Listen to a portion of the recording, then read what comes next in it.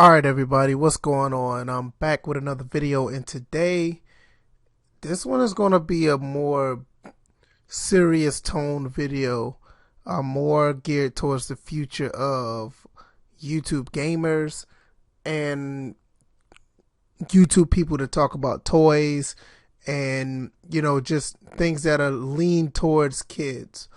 Now, you do know my podcast, First and Framerates. We do it twice a week, and we talk about sports and sports gaming. And clearly, if you know the podcast is not geared towards, let's say, kids that are possibly under the age of 14, or teenagers that's under the age of 14. But there's a law that's been in place since 1998, and it's basically reared its head again because of things that YouTube has done. I think it was earlier this year or a while back, or whatever the case may be. Basically, YouTube was fined $170 million by the FTC, which is the Federal Trade Commission, because of they were collecting data on children to run ads to kid-oriented channels. That's a big no-no. Now, if you don't know what COPPA is that you see on the screen, COPPA is the Child Online Protection Privacy Act or something like that. I'm trying to think if I said it right. Yeah, Children Online Privacy Protection Act. And it was, like I said, it was founded back in 1998 to protect children online. And like I said, YouTube was fined a hefty amount of money for collecting data without their knowledge to send ads to those kids. Now, what does that mean for YouTubers and whatever the case may be? Now, there's been plenty of videos out here for this, and I've been watching a few of them, and I wanted to give my 2 cents on how will it affect my channel and what me, DJ, and Bills do on the podcast. Necessarily that we are lean towards an adult audience. Now, if you're looking at the screen as well, you will see on the screen where the iTunes side of the podcast, it has a parental advisory sticker. It's already known that we do not, we never have geared our content towards children. Now, with that being said, how is YouTube supposed to know this? Because with this act and what YouTube is doing starting January 1st, 2020, it could change a lot of things on what we do as content creators and or what we do on the podcast. Now, for me, I do live stream, DJ live streams as well. And our live stream's not necessarily geared towards kids, but when you look at video games itself, it's for kids. No matter what the mature content of a game is or whatever the case may be, a societal thing, and especially what the FTC may look at it, they may look at this stuff for kids, just the game itself. Now, we do adult-oriented things that's linked to these video games, so I'm not saying things will be murky as far as us getting in trouble, but when YouTube gets involved, these things could be very, very iffy. Now, I'm going to go down the list of these 11 things you need to know about COPPA and kids content on YouTube. I'm also going to put this link down in the description so you can look at it. Let's look at the 11 things. Now, it says right here, how does the new COPPA law affects me as a YouTube creator? It says basically, in order to help you comply with the law, YouTube now requires you to mark all your videos as made for kids or not. The platform has rolled out a new audience setting that lets you tell it whether your videos are made for kids or not. YouTube is using machine learning systems to help them find content that is clearly made for kids, but it advises creators not to rely on that method as it's not perfect. Now, let's stop right there. Before we go into any of the other 10 that's left, when we put out content for the podcast, or if we put anything out there for on the live streams that we do, or let's say if I wanted to make a video using gameplay, and let's say if I curse or if I say something that's or I talk about something adult oriented, this could be something that, even though that it is clearly for adults, this machine learning system could say it's for kids. Now, we already know how the YouTube machine works.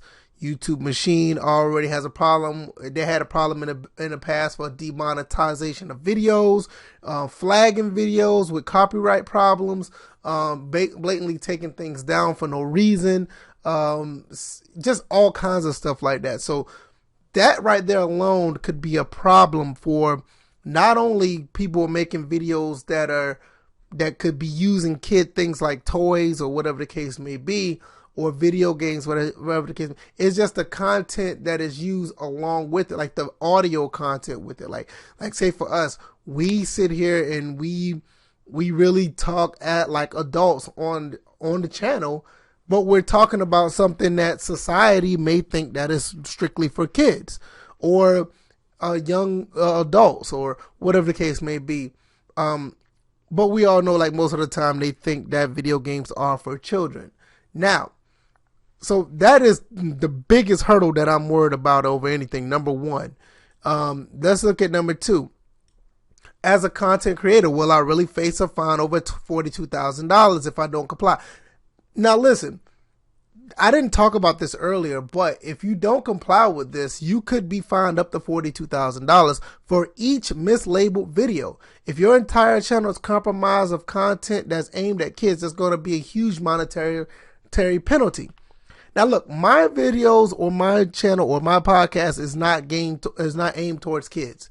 It's just not. So, but what if this machine learning system that we just talked about, this machine learning system say that every video that I have is aimed towards kids, or every episode that is aimed towards kids. Now, we're up to episode 98 on the podcast.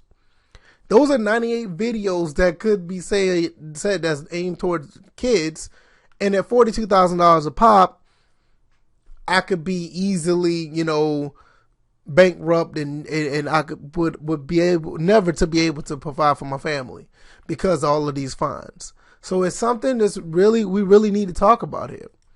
Now, it also says, what if I don't label my content aimed at kids? If you don't set your own audience, or if YouTube detects any sign of error or abuse, it has warned that it may set your audience for you. Now, in YouTube, you can go into your settings, and in the settings, you can label that each video is not aimed towards kids, or you can do each video individually. Now, for me, I already put down that none of my videos or none of my live streams are aimed towards kids. But once again, like I said, we go right back up here to this machine learning system. The YouTube machine is going to dictate what is, aimed towards kids or not. Now we're going to go down a little bit further. They're going to say, how do I comply with the YouTube law on YouTube? And then they're telling you the two ways to set your audience. And I just talked about that. You can go and set your channel and not aim for kids. So you can do your videos individual. How do I update my audience settings at the video level? Same thing. Like I said, if you set it, then it'll automatically update if you just set it correctly. And number 6 is also telling you how do you do it. And this is exactly what I was talking about right here. What I'm circling with the mouse. It says, do you set your channel made for kids? You can say yes, no, or I want to review the setting for every video. I did exactly what this picture said. It says, no, set this channel not made for kids. I never upload content that's made for kids. And this is another touchy one with number 7. What is considered as kids content anyway? YouTube has stated when deciding whether your video is aimed at kids or not, consider the following. What is the subject matter of the video? Okay. When we talk about sports and sports gaming, whether children are your intended audience of the video, you can tell about the stuff that we put on the podcast. It's not. Whether the video includes child actors or models. No, we just talked about showing our face on camera as adults. So, no, and sometimes my son is sitting here and that could be an issue, but, cause his voice is on the camera, it shows up on the video through the microphone, but I doubt that's a little far-fetched. Whether the video includes characters, celebrities, or toys that appeal to children, including animated characters or cartoon figures. Anytime I live stream, this could be easily misconstrued as this. Characters that appeal to children, animated characters, or cartoon figures.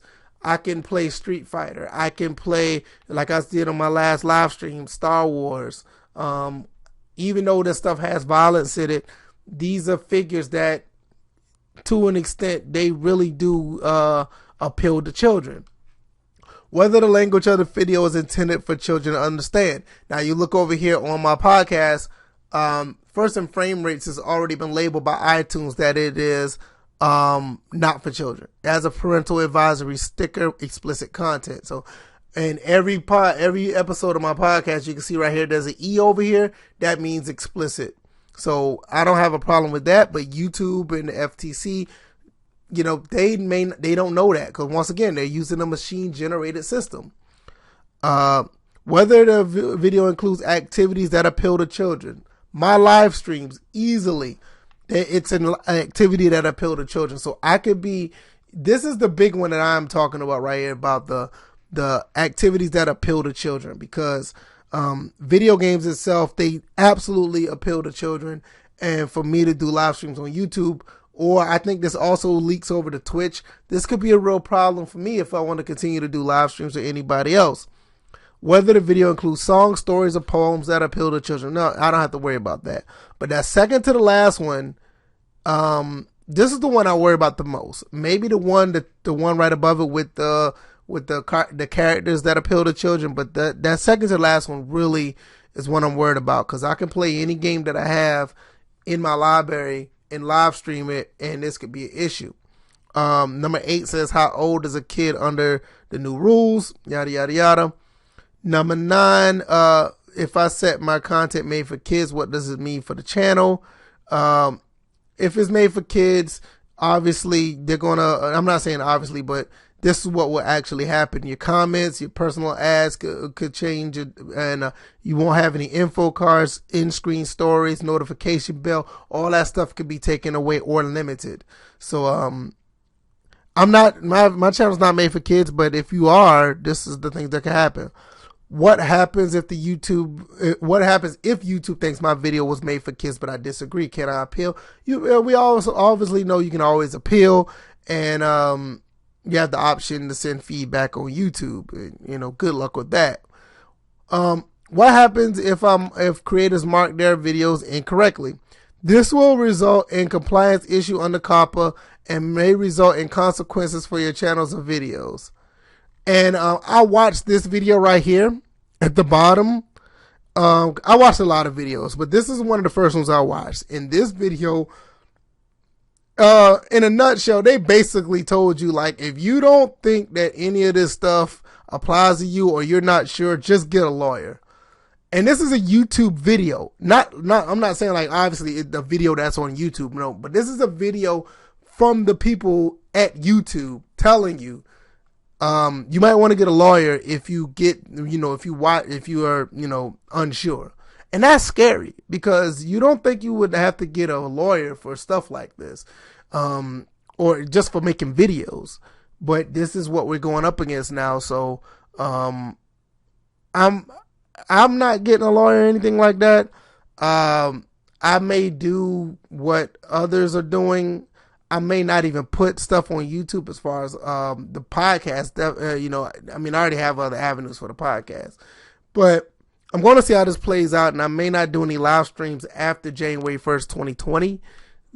I just need to see what the landscape is like first, because I like doing the live streams, and, I really enjoy playing games and showing people that I like to play games or whatever the case may be.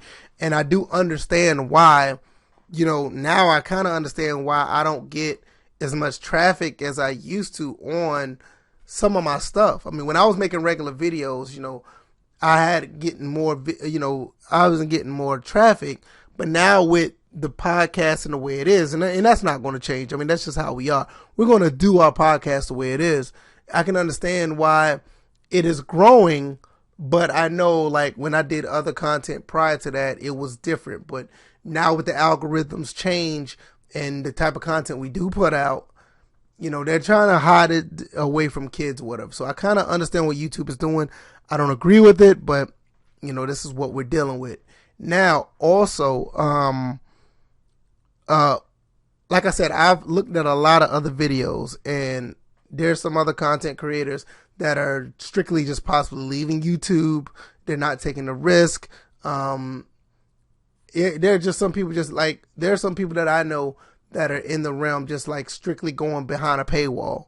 And it sucks because there's a lot of people out here that actually do great content, and they're being curtailed by stuff like this that really has nothing to do with them. Like for us, at First and Framerates, it has nothing to do with us. But once again, like I said, when you have the FTC involved, you have YouTube involved, and YouTube is using that machine mechanism to tell them what is kid friendly and what's not. That's just not to be trusted. I mean, like I said earlier, you seen what happened with the monetization when things were getting demonetized, and you saw where videos are getting flagged for copyrights because of this same automated machine that's going to be doing stuff, or that's going to be looking out for stuff for COPPA and other things like that. So, like I said, it's a scary thing. So I don't, blame them for, possibly leaving YouTube altogether. Now, as for the podcast, we're on iTunes, we're on SoundCloud. We're also on Podcast Addict.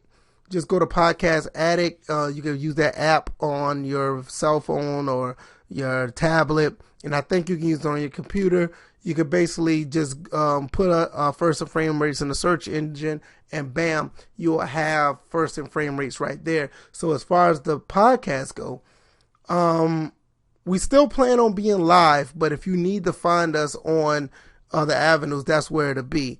Like I said, I think the podcast is not going to be too much of an issue with this law. Maybe because we don't show anything that's appealing to kids. We just talk. But the live streams is a different story. So, I just wanted to put that out there. And I know this is a long video, but this is some very interesting stuff that, quite frankly, I don't see too many other YouTubers that's necessarily in the sports gaming community really talking about. I think Ryan Moody made a video about it, and he's really concerned about it. And despite the differences we have, I would never want to see him, have to do what he has to do as far as what he plans on doing with this channel because of all of this. I don't know about anybody else who's doing anything, but when you're talking about just curtailing others' creative ideas, it's really scary. And to an extent, this is what it's doing. And I understand what they're trying to do, because what YouTube did was wrong, and YouTube got fined a lot of money for it. And now they're trying to put it on us for us to be like, hey, you need to check this stuff out, or we're not getting fined again. You guys are going to get fined. And we're working with the feds to make this happen. So I want to know what your guys' thoughts and comments. So like I said, there's other avenues that we can go live outside of YouTube. I'm thinking about going there. Hopefully that's not really affected by COPPA as well. But I'm going to look into it. I want to talk to DJ and Bills about it as well. I want to know their thoughts. I haven't talked to them about it because this right here is something that just pretty much been, it just came about, honestly, because I was just happened to look on YouTube and I saw a few people talk about it. But I think outside of myself right now, I think Ryan Moody's the only one that actually really talked about it in the sports gaming community. And it could affect us as well, because video games are geared towards kids, if you like it or not. And with this mechanism that they're talking about using a machine learning system, we could be in a situation where it's we can get fined for just talking about breakdowns, or we talking about, sports and sports gaming, or we just talking about gaming in general. So, just like I said, let me know your guys' thoughts. I plan on continuing live streams, and I plan on also doing the podcast still. Like I said, there's other avenues that we can go outside of YouTube, but that's yet to be seen. January 1st, 2020, I'm going to scope out the landscape and see how things are going. If something happens to another content creator, we'll know how to provide, we'll know how to move from there. If nothing happens to them, or they go through a situation and it's not what we think what it is now, then we'll know how to proceed from there. But I'm not going to be the sacrificial lamb to go through that. I'm going to sit there and wait and see somebody else go through it.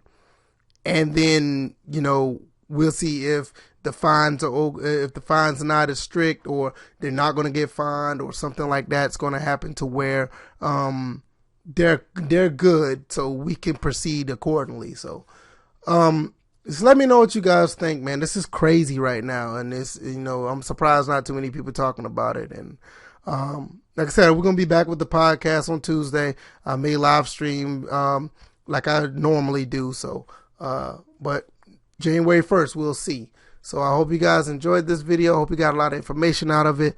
Please let me know in the comment section what you guys think, and I'll talk to you guys next time. Peace.